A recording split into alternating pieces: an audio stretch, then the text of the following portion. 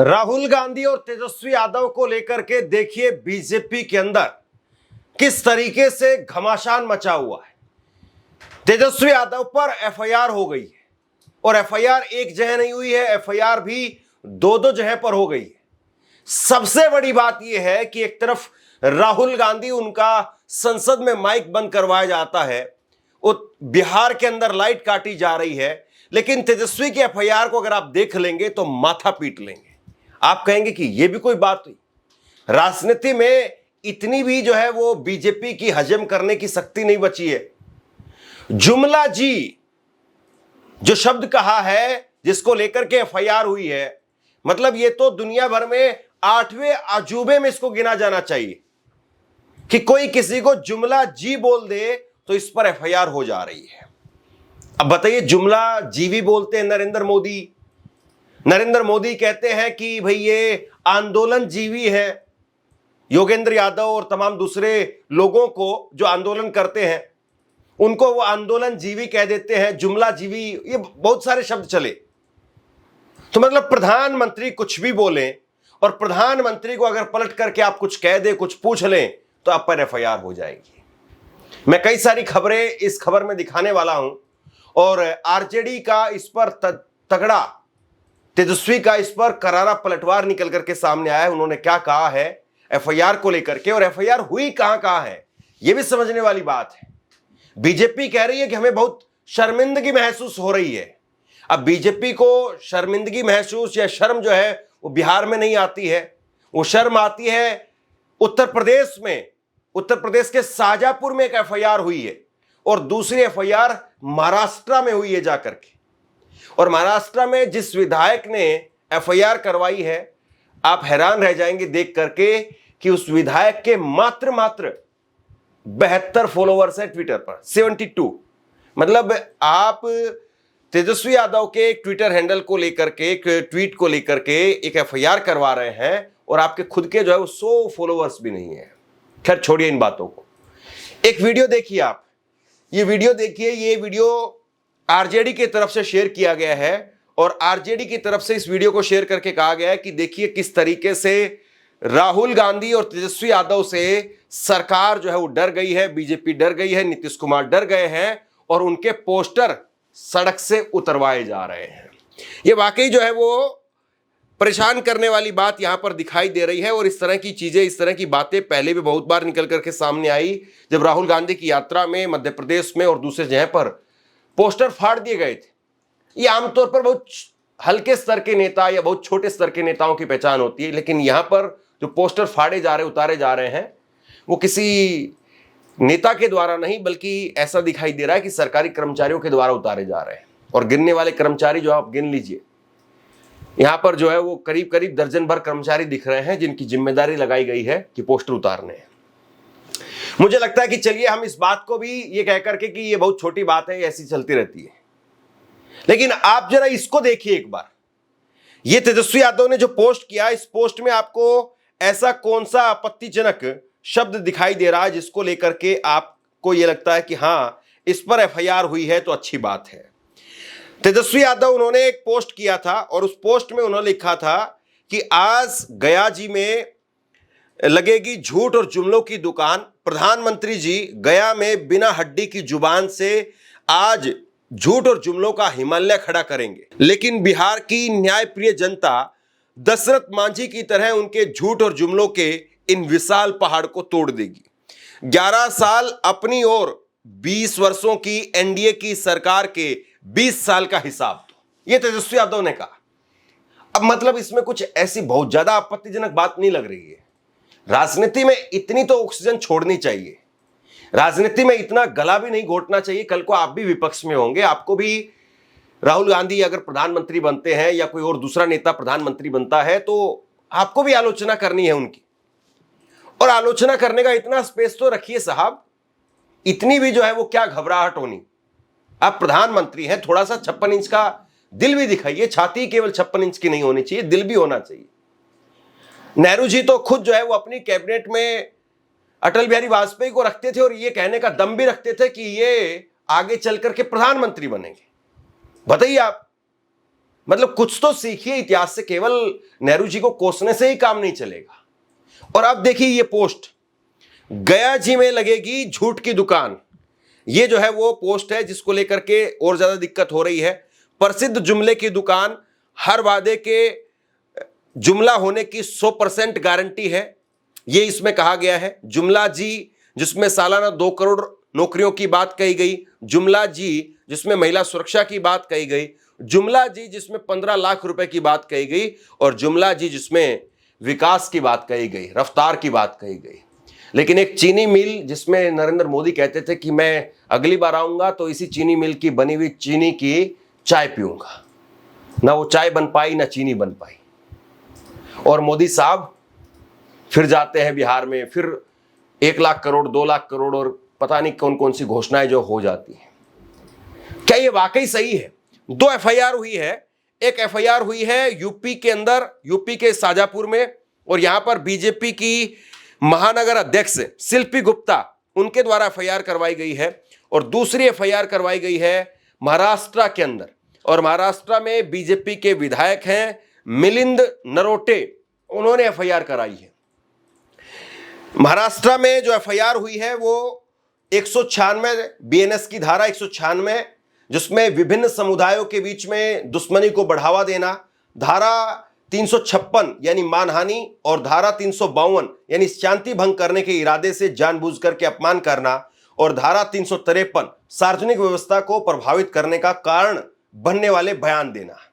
और उत्तर प्रदेश में जो एफआईआर हुई है उसमें 352, 353 2, 197 1A के तहत जो है मुकदमा दर्ज किया गया है। अब 2 बातें यहां पर समझने वाली है कि मतलब अगर जुमला जी बोला तो उत्तर प्रदेश में, बिहार के अंदर जो है, क्या किसी बीजेपी के नेता को शर्मिंदगी महसूस नहीं हुई? क्या बीजेपी का कोई नेता वो सामने नहीं आया कि हां आप मोदी जी को ऐसा कैसे बोल सकते हैं, और उन्होंने इसको लेकर के आपत्ति भी कम से कम जाहिर की हो? एफआईआर तो दूर की बात, लेकिन डायरेक्ट जो शर्मिंदगी महसूस होती है वो महसूस कहां पर हो रही है? उत्तर प्रदेश में। वो महसूस होती है महाराष्ट्र के अंदर। ये सिर्फ और सिर्फ इसलिए है कि आप चुनाव छोड़ करके फला जगह पर चले जाएं, फला कोर्ट में चले जाएं, आप जो चक्कर काटते रहे। ऐसे ही राहुल गांधी के खिलाफ दर्जनों मुकदमे हैं, अलग अलग राज्यों में मुकदमे हैं, ताकि महीने में 10 दिन 15 दिन आपके इन मुकदमों में ही चलते रहे। अब फला जगह पर जो है कोर्ट में जाना है, फला जगह पर क्या कहना है, वकीलों से बात करनी है, गवाह जो है उनसे समझना है, कोर्ट में क्या स्टेटस चल रहा है उसकी जानकारी लेनी है, इसी में जो है वो आपका आधा समय खप जाए। अब देखिए तेजस्वी यादव तो जब ट्वीट करते हैं तो जुमला जी बोलते हैं तो उस पर एफआईआर हो जाती है, और दूसरी तरफ राहुल गांधी वो कह रहे हैं कि मैं संसद में बोलता हूं तो माइक ऑफ, और अगर सड़क पर बोलता हूं तो लाइट ऑफ। मेरे भाषण के बीच में सच्चाई ये है कि माइक ऑफ हो जाता है। आप देखिए यहाँ पे इन्होंने लाइट काट दी। लाइट काटने से आवाज नहीं बंद होती, आवाज अंधेरे में सुनाई देती है। तेजस्वी यादव और राहुल गांधी, क्या वाकई ये ऐसा लगता है कि बीजेपी इनको डरा पाएगी क्या? एक बार जरा ये तस्वीर देखिए आप। ये तेजस्वी यादव ने शेयर किया है, कॉपीराइट की वजह से मैं आपको ये वीडियो सुना नहीं पाऊंगा, और इस पर धूम मचाले धूम, धूम फिल्म का गाना लगाया हुआ है। और स्पेशली आप राहुल गांधी को देखिए, राहुल गांधी अपनी जांग पर थपकी लगाते हुए इसमें दिखाई दे रहे हैं। धूम मचाले धूम का गाना इसमें पीछे बज रहा है, और तेजस्वी यादव वो अपनी मुट्ठी हवा में लहरा रहे हैं। तो क्या वाकई तेजस्वी यादव को और राहुल गांधी को बीजेपी काउंटर कर पाएगी? जिस तरीके से इन दोनों नेताओं का जोश, भीड़, जनसैलाब, जनसमूह जो समर्थन में उतर रहा है वो दिखाई देता है, तो लगता है कि नेता, उसकी ताकत भीड़ में होती है, आवाम में होती है। आवाम उसके साथ है, लोग उसके साथ हैं, तो फिर उसके बाद में नेता वो रात में भी दहाड़ता है, दिन में भी दहाड़ता है, बिना लाइट के भी दहाड़ता है, लाइट हो तब भी दहाड़ता है। और अगर भीड़ नहीं, आवाम नहीं, तो कितने ही कैमरे लगा लीजिए, कितने ही टेलीप्रोम्प्टर लगा लीजिए, फिर आवाज नहीं निकलती है। आदमी घबराता है, आदमी के चेहरे के रंग उड़ जाते हैं। और इसीलिए जो है, जिस तरीके से तेजस्वी यादव को या राहुल गांधी को वो काउंटर करने की कोशिश की जा रही है, लगता नहीं कि बीजेपी इसमें कामयाब हो पाएगी, बल्कि उल्टा ये छोटी छोटी चीजें वही जो है वो सुर्खी बन करके लोगों के बीच में चली जाती है। अब जिस जुमला जी को लेकर के शायद लोगों में कोई चर्चा नहीं होती। बीजेपी भले ही सोच रही है उसको लेकर के कि इनको फंसा देंगे, कोर्ट में जाएंगे, मुझे नहीं लगता कोर्ट में मामला टिकने वाला है। कोई भी जज होगा वो कहेगा कि भाई ये क्या हुआ, कोई गाली दी है, कोई अपमानजनक बात कही है, जुमला तो जो है वो एक शब्द है और ऐसा भी नहीं कि असंसदीय वर्ड है कोई। मुझे नहीं लगता कि जुमला जो है असंसदीय शब्द होगा। ये तो महान हमारे जो आज के कथित तौर पर जो चाणक्य कहे जाते हैं, माननीय गृह मंत्री साहब, उन्होंने ये शब्द दिया था कि ऐसे ऐसे जुमले चुनाव जीतने के लिए बोले जाते हैं, 15 लाख वाली बात कभी होती नहीं है। एबीपी न्यूज से उन्होंने कह दिया था, उन्होंने स्वीकार किया था कि ऐसे ऐसे जुमले चुनाव जीतने के लिए दिए जाते हैं। तो मतलब जुमला शब्द से इतनी आपत्ति क्या हो गई? और अगर जुमला पर दिक्कत है तो मुजरा पर आप क्या कहेंगे? तो मुजरा पर जो है वो कितनी एफआईआर होनी चाहिए? जब प्रधानमंत्री मुजरा शब्द इस्तेमाल करें, उस पर किसी के पेट में बिल्कुल दर्द नहीं होता है, उस पर कोई एफआईआर नहीं होती है, तो जुमला पर फिर कैसे एफआईआर हो जाएगी?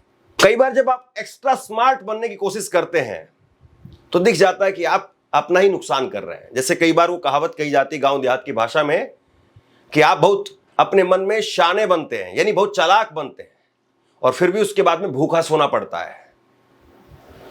तो जो काम शायद नहीं होता, जो चीजें लोगों के पास में नहीं पहुंचती, अब लोग उसको खोज खोज करके देख रहे हैं। अब जुमला को लेकर के, जुमला शब्द बोलने को लेकर के एफआईआर हो गई है, यह खबर जो बन रही है, और इस खबर को लोग खोज करके देख रहे हैं कि भाई क्या हुआ है, इसमें जुमला के बारे में बोला क्या क्या है। फिर लोग कह रहे हैं कि हाँ ये 15 लाख वाली बात, ये तो सही बात है।